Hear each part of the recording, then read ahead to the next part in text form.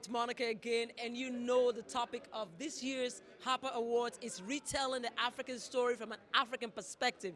I have an African, a lady that has been all over the place. I was sitting at the back and listening to her. There's so much things people talk about. You can talk about Africa all you want, or talk about the story all you want, but the first step actually is going back to experience Africa. Please, may we know who you are?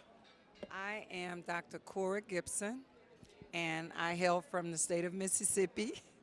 I'm a sixth generation descendant of an African. Even this summer, I had the honor of finding my great grandmother.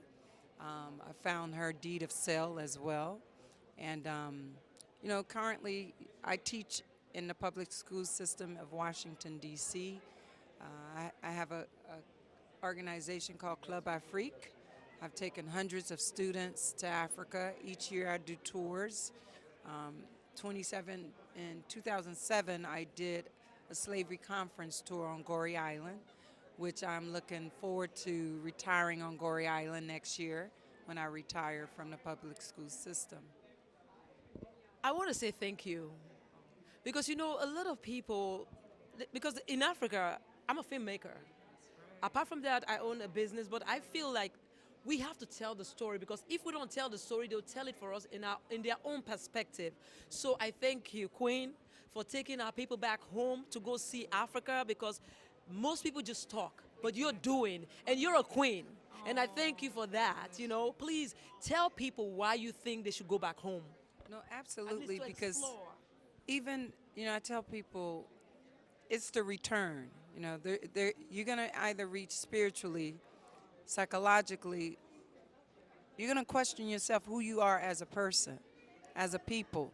So in my quest of finding myself and realizing who I was as an African woman, once I reached that point, and from the books, it's like, oh, I got to go to Africa.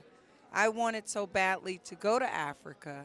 In fact, I was in Spain on the southern tip. Right there on the southern tip is 8 miles away, and I could see Africa. And I made my promise. That was 1985. I said, next year I'm going to Africa, which was 1986. And since then, I've gone to Africa every year without fail. And so that's the return. So, and some people may not physically get there, but that's what I'm saying. They can get there psychologically and spiritually, culturally. They can go back to Africa. Now, I like when you keep saying for us to tell our stories, because scholarly speaking, I often tell people that there are so many untold African stories.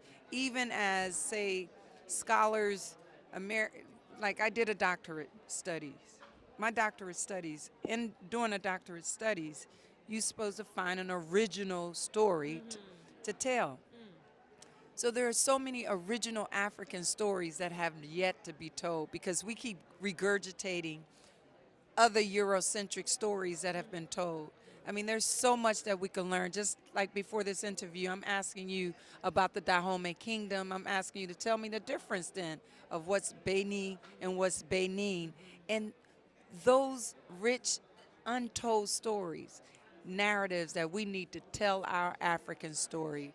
And that's what I'm about. Thank you so very much. If people want to know about you, like learn a little bit more about you, do you have a website where they can see you? No, I don't. And as I said, I've taken hundreds of people back to Africa.